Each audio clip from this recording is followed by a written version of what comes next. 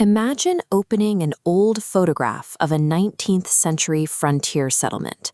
You expect to see dirt roads and small wooden buildings, but as you look closely, right in the center of the town, there is a fully completed, modern glass skyscraper. The building has no logical reason to be there. The town lacks the tools, the materials, and the time required to build it. Yet, when astronomers look into the early universe through the James Webb Space Telescope, they find the cosmic equivalent of this impossible structure. This chart shows the timeline astrophysicists have relied on for decades. According to standard models, the early universe built structures in a strict order. First, pristine gas coalesced into stars. Gravity then pulled those clusters together to form young galaxies. Only after the largest stars collapsed did black holes appear. These remnants started small, feeding and slowly merging over billions of years to become massive objects. That sequence established a firm rule for cosmic evolution. A galaxy had to assemble first, providing the environment for a giant black hole to grow later. Webb's deep space observations indicate this sequence is no longer tenable. Looking back more than 13 billion years, Webb is detecting active, massive black holes inside extremely young galaxies. These objects are thriving in a universe that is less than 1 billion years old. This graph illustrates the problem with time. When a dying star collapses, the resulting black hole typically starts with a mass of only 10 to 100 suns. To reach millions or billions of solar masses, that relatively tiny gravitational seed must consume gas almost continuously at an extraordinary rate. Normally, building a supermassive black hole is a slow process of accretion and merging, yet Webb finds these objects fully formed barely 500 million years after the Big Bang. As time shrinks, the growth line flatlines long before reaching the massive sizes Webb detects. There is simply not enough time in the early universe for a stellar mass black hole to grow this large. Standard stellar collapse mathematically cannot explain what is sitting at the center of these ancient galaxies. The evidence driving this problem comes down to chemistry.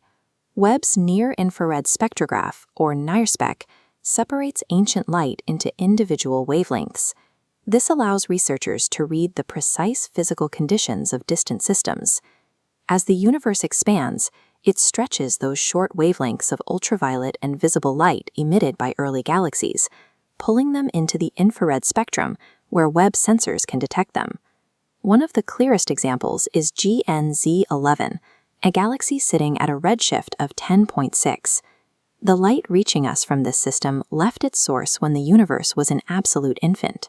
Inside GNZ11, NIRSpec detected highly ionized neon and gas outflows moving at 1,000 kilometers per second, speeds and temperatures that ordinary stars cannot produce. This specific combination of extreme heat and velocity confirms that supermassive black holes were thriving and outgrowing their host galaxies when the universe was still an infant.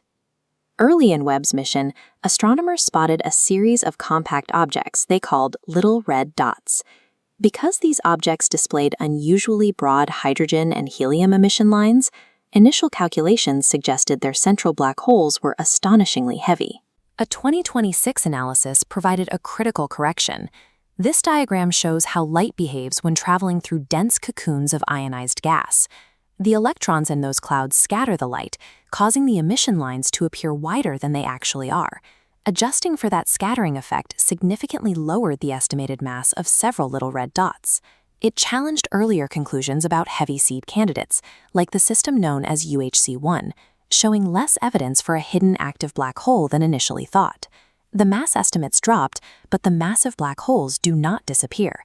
The revised data confirms a dense population of early black holes, ranging from 100,000 to 10 million solar masses, existing much earlier than the old timeline allowed. This is rigorous science in action. The observations were tested and refined, and the core mystery survived, leaving astrophysics with an urgent competition between two distinct formation theories. The first theoretical pathway relies on light seeds.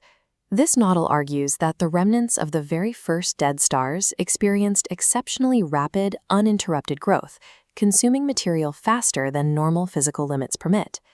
The second pathway is the heavy seed model. In rare, pristine dark matter halos, gas can remain too warm to cool efficiently through molecular hydrogen. Without that cooling, a giant cloud cannot easily fragment into smaller clumps to form ordinary stars. Instead of breaking apart, the entire cloud collapses directly toward the center. It bypasses normal star formation completely, pulling enormous quantities of raw gas into a single gravitational point. Unlike a light seed, which begins at roughly the weight of a single massive star, direct collapse produces an object with the mass of tens of thousands of suns right from the start. Nature doesn't need to spend 1 billion years studying a tiny stellar remnant if it can skip the stellar phase entirely, printing a heavy black hole seed directly from pristine gas. Early massive black holes likely served as the primary engines shaping their host galaxies, rather than existing as passive passengers. A rapidly feeding heavy seed blasts extraordinary amounts of radiation and powerful winds outward. That mechanical pressure slamming into surrounding gas can heat material to halt star formation, while simultaneously compressing gas in other areas to trigger new stars.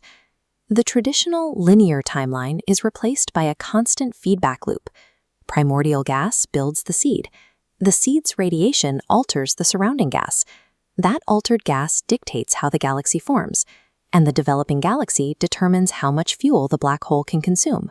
This mechanism does not mean a black hole predated every galaxy in existence, nor does it impact our understanding of dark energy or the rate of cosmic expansion. But it shows that the universe likely did not assemble completed galaxies first and place supermassive black holes inside them later.